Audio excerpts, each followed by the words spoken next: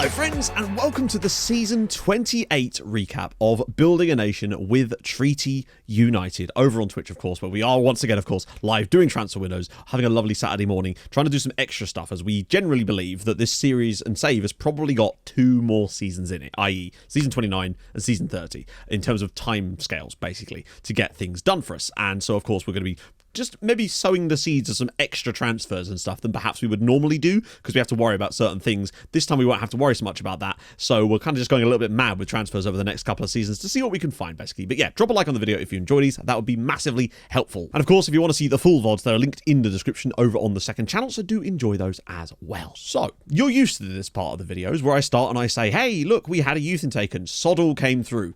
This year is different. This year hits different on such another level.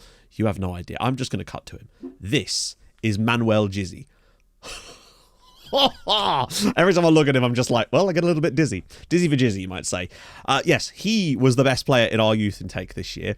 He might be the best player we've had through our youth intake. Not even might. There's no might about it. He is the best player we've had in our youth intake in the entire save. The fact that a player came through who had 5-star potential in a team that is challenging for Champions Leagues every season.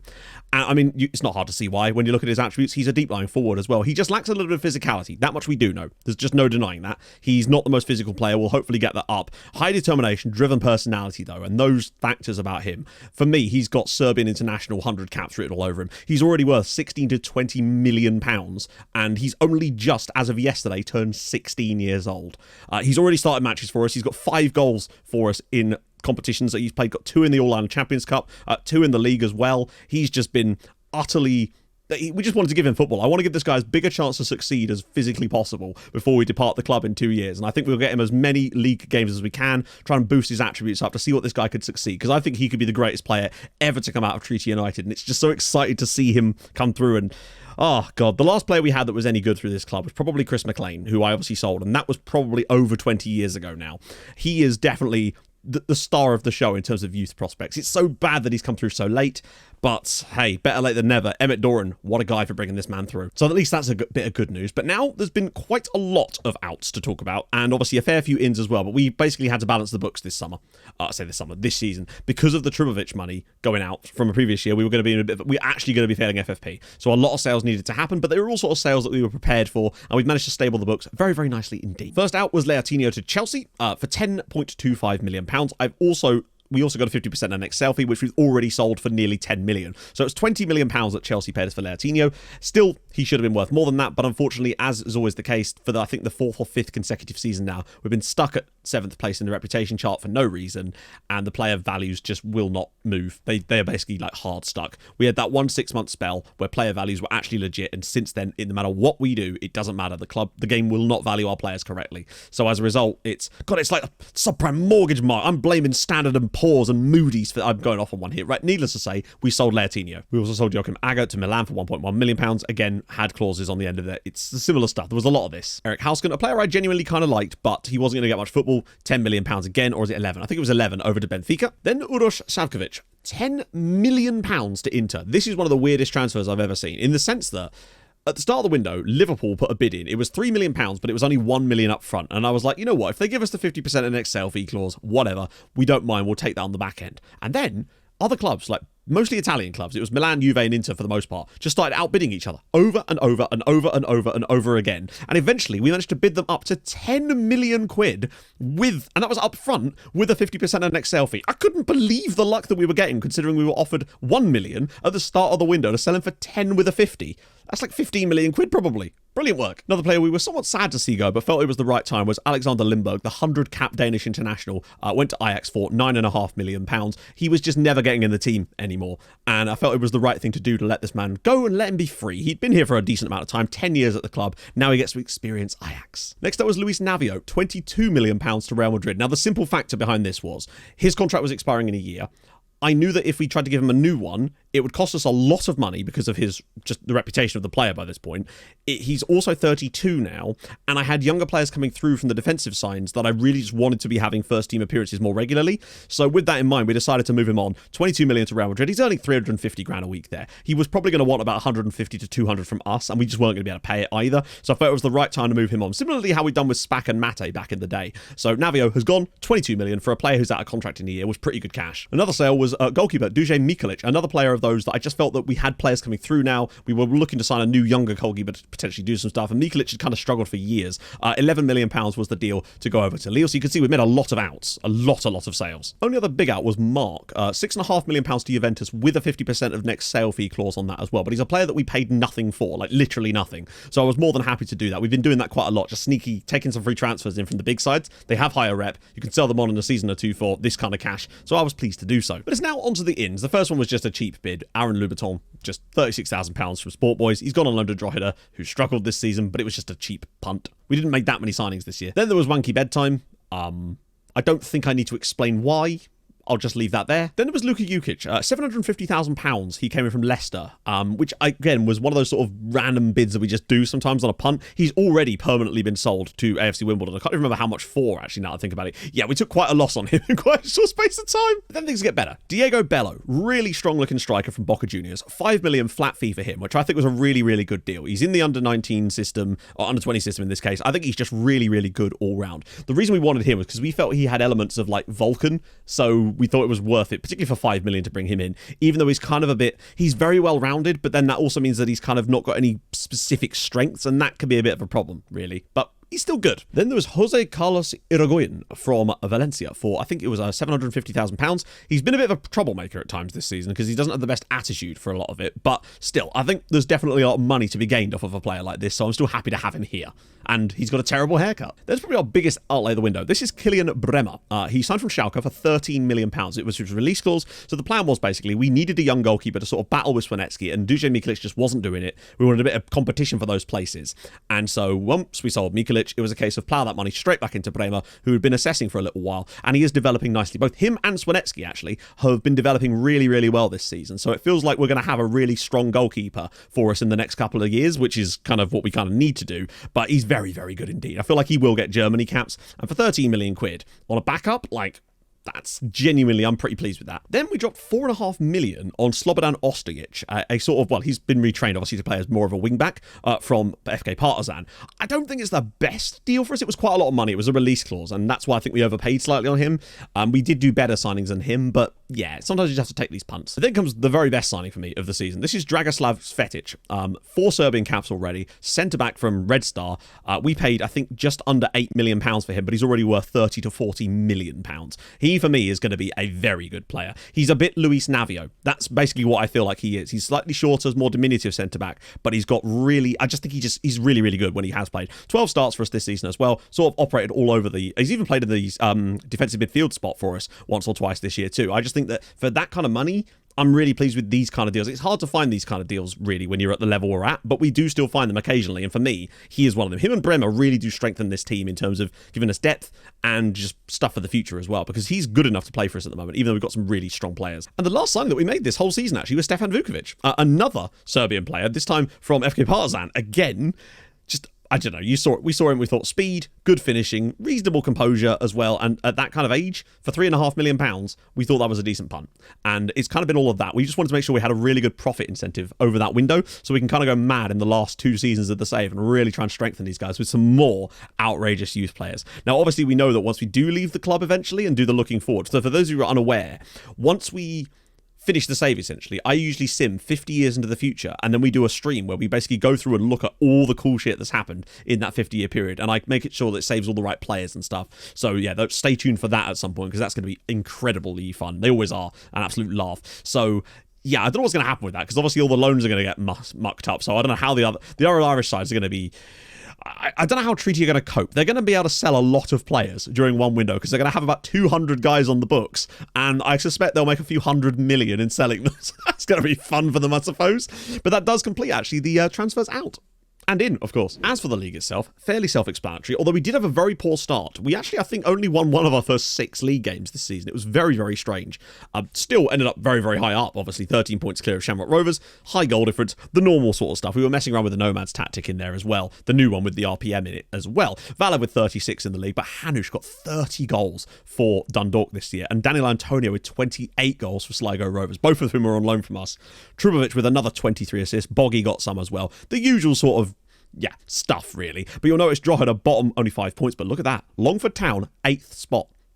They stayed up last year through the playoffs. This year, they come 8th. At one point, they were actually in that 7th spot, which I still think is going to be a European place for some reason. It's just not really saying that it is at the moment. But we will see about that one currently. The reason for that is because obviously there's the stuff up in the air about the Europa Conference League and the coefficients as things go, but you'll see that Shamrock Rovers, Dundalk and Derry City will be, well, actually at the moment it's got us currently occupying that, but that will change depending on other things at the moment, basically, because we were still 4th at the end of last season, but we'll come more to that in a second. So that's all gone rather well for them. In the second tier, of course, you've got the simple fact that Waterford are back to the top flight again. Bray were beaten in extra time by Cork City to maintain their top flight status, so that could have been quite a tight one. I think Waterford will be better than Drogheda, but not that much better. At least Longford are starting to finally show some quality. Maybe them now officially staying up will allow them to invest even more money through their tycoon. You never know. But now, of course, is what you're really here for, is how did things get on in Europe? As we were so heartbreakingly knocked out of the Champions League last year, if you recall, did we manage to go one better this year? Well, let's get cracking. Found ourselves facing off against Juventus, because we always seem to play them. Got ourselves a 3-2 victory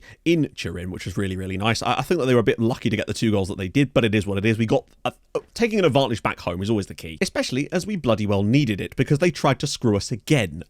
We ended up going to extra time here despite absolutely battering them. Luckily, Miggy Ramos, of all people, was able to come up with a winning goal in extra time to send us through. I was going to be yet again livid that once more it was just the same old crap, basically. Swiderski this time had a poor time in Europe, but luckily that did manage to push us through 5-4. Should never have been that close, though. And then, because they are unavoidable, we once again drew Chelsea, a team we'd played in the group stages this season, but we did get a 3-1 victory at Stamford Bridge with Christensen, Sau and Valev, and for the first time in genuinely ages, I can say we did not deserve to win this match, and we actually did for once. It's such a rarity, but I wanted to draw attention to it because it might not happen again, but we did get a 3-1 victory, and boy did we need that, particularly as we got absolutely reversed on in the home game. Smashed them for the most part, Christensen gave us the lead, and then Chelsea got 2 late ones and damn near managed to take us to extra time again.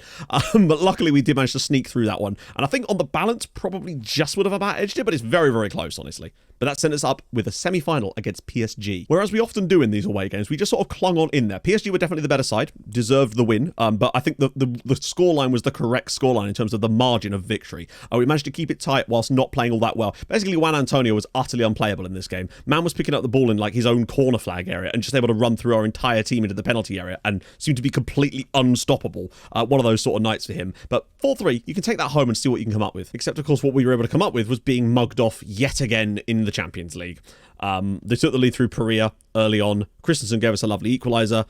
And then, just what can I even say? It's just so emphatically hilarious to watch this happen over and over and over.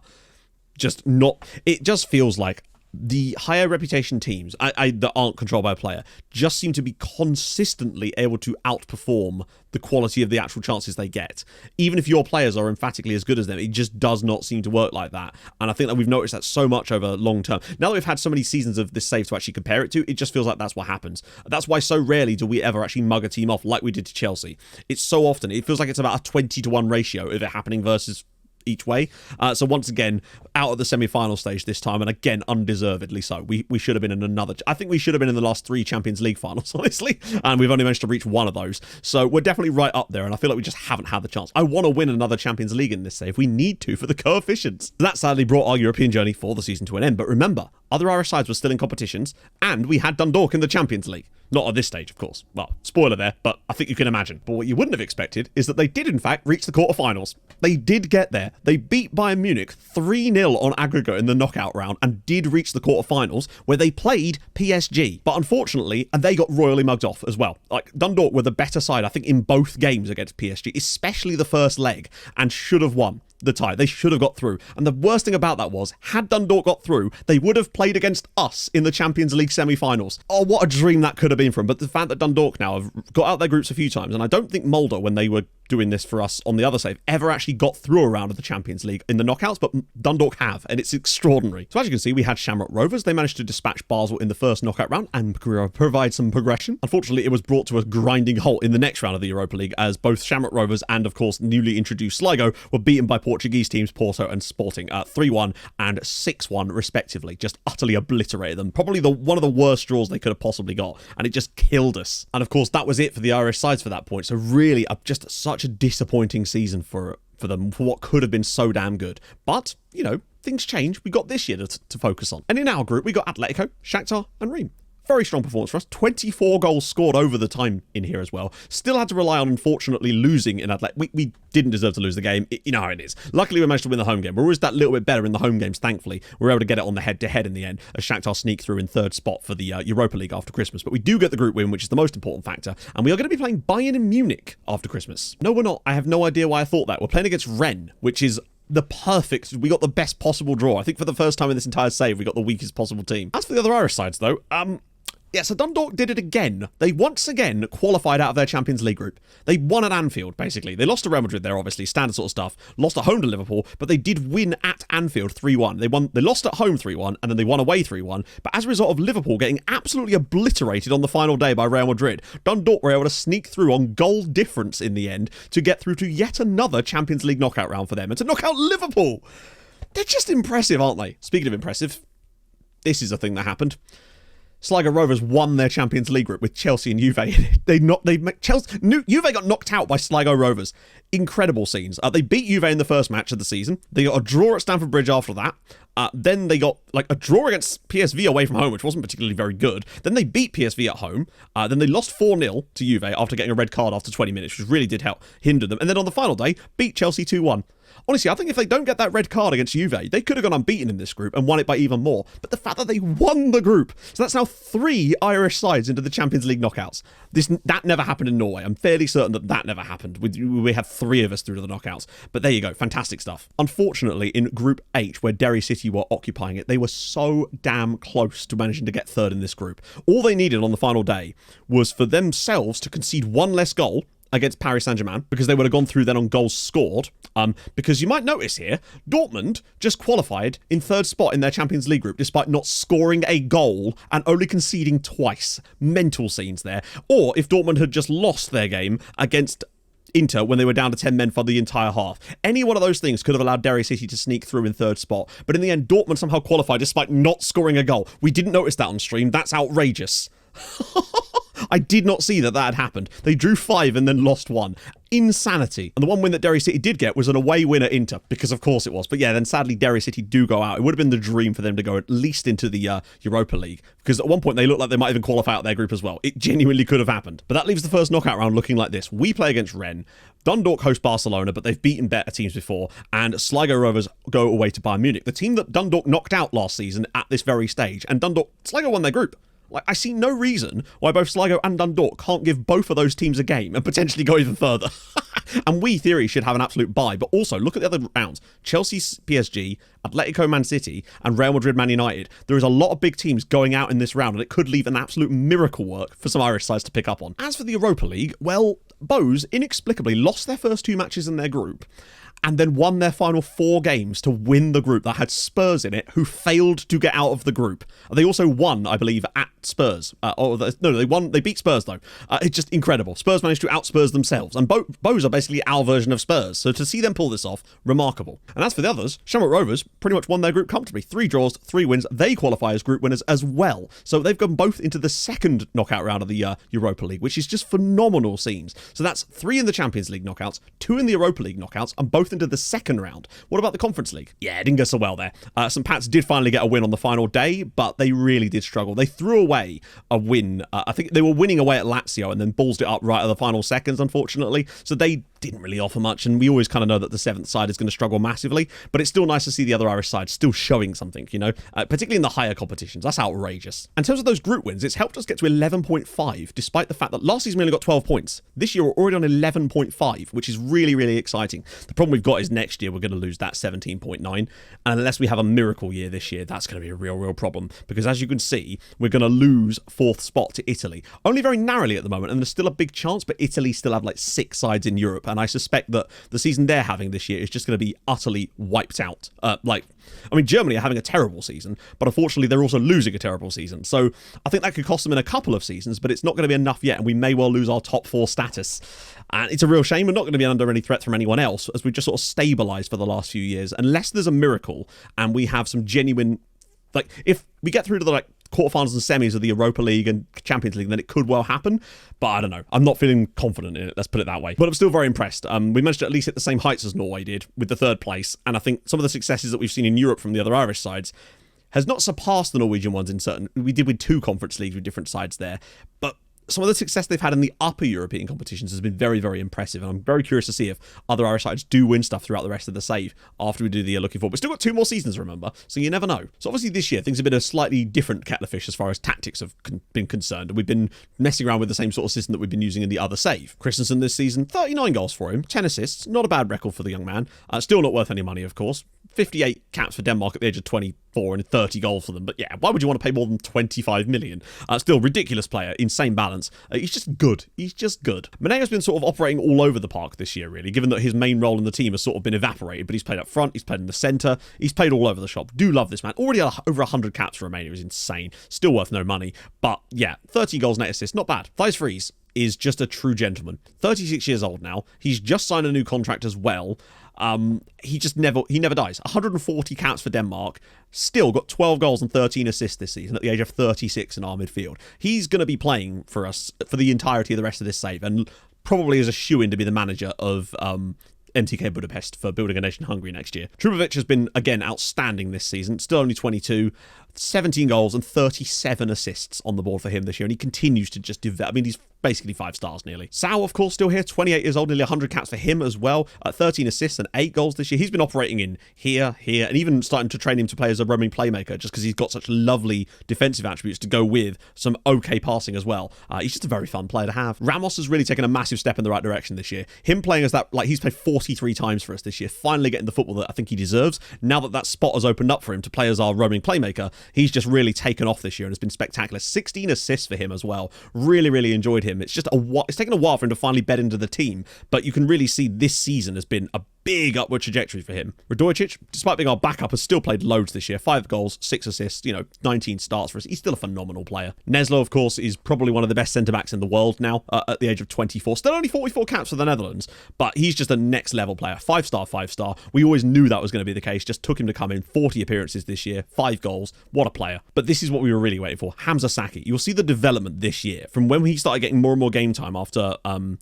Luis Navio was moved out. He has just flown into the team this year. 41 appearances in all competitions. Just an absolute monstrous player at the age of just 21. 41 caps already for Morocco. We knew he was going to be a star. Just had to play it right, and now he is. Lukacic, of course. I mean, our back line is 5-star, 4.5-star, 4.5-star. Our back 3 with Lukacic in there as well. It's the dream. I wanted these 3 to be our back line forever, and they basically are now. They are all relatively young. Lukacic is the oldest of them at 25. I mean, it's staggering levels of quality we've got in our centre-backs.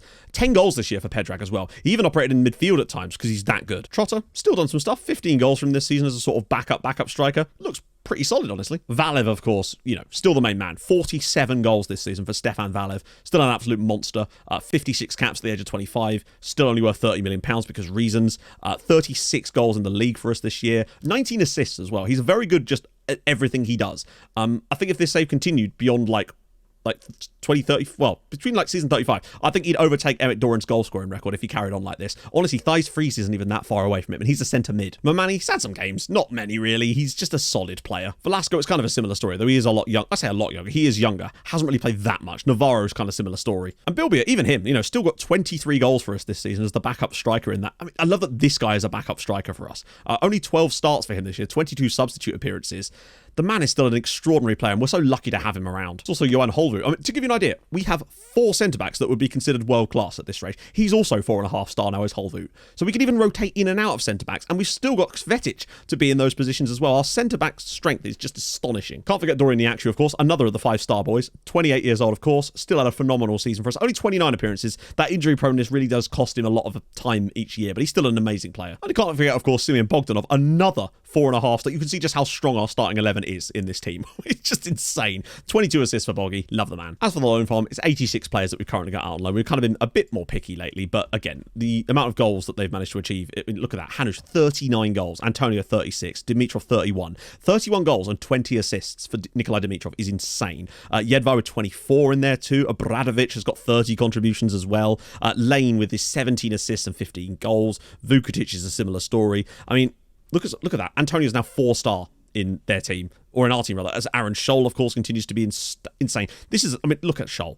He's got 14 Germany caps now on loan at Shamrock Rovers. He'd fit into our team perfectly, but there's just no reason to bring him back because our team is so good. We don't need him, and Shamrock Rovers emphatically do need him, and he's part of the reason why they've been able to be so good because he's a world-class player. It's incredible. And just allowing a lot of these guys to develop out on loan has just been spectacularly useful for us, and has just made so much of a difference getting these guys to the right sides, and it's just been an absolute dream. Now, what will happen when we inevitably do leave and all these loans get cancelled? I have no idea. It's going to be an absolute bloodbath, but usually it does recover, and at least they'll have so much money. Like, at one point, Dundalk tried to buy our goalkeeper off of us for 25 million quid, to give you an idea of the money they're splashing around. So they've definitely got the cash and have been building it up quite effectively ever since then, really. So that sort of concludes yet another season of Treaty United recaps. As you can see, no rivalries, nothing like that.